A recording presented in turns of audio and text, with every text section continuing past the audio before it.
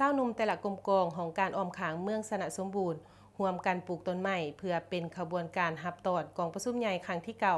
ขององค์คณะบริหารงานผักเมืองอย่างมีบรรยากาศฟดฟืนวันที่ 14 มีนาคม 2025 หนุ่มแต่ละกลุ่มกองของการออมขางเมืองสนะสมบูรณ์ได้ร่วมแรงร่วมใจสามัคคีพร้อมเพรียงกันปลูกต้นไม้อยู่ขอบเขตบริเวณหน้าสำนักงานปกครองเมือง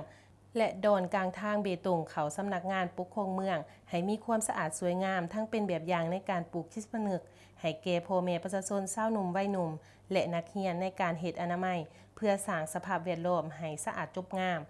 น่าอยู่น่าอาศัยนอกนั้นยังเป็นการสร้างผลงานขบวนการเพื่อคำนับหับตอนกองประชุมใหญ่ครั้งที่เก่าขององค์คณะบริหารงานพรรคเมืองสนะสมบูรณ์ที่จะได้เปิดขึ้นในตอนนี้ให้เป็นขบวนการฟดฟื้น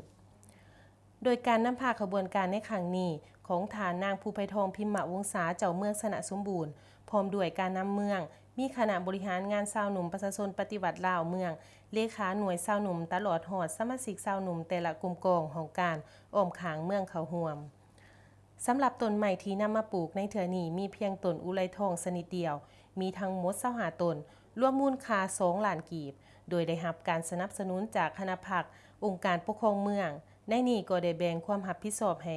แต่ละหน่วยชาวหนุ่มขุดขุมสร้างโคกใหม่พร้อมทั้งปลูกหน่วยละ1 ต้น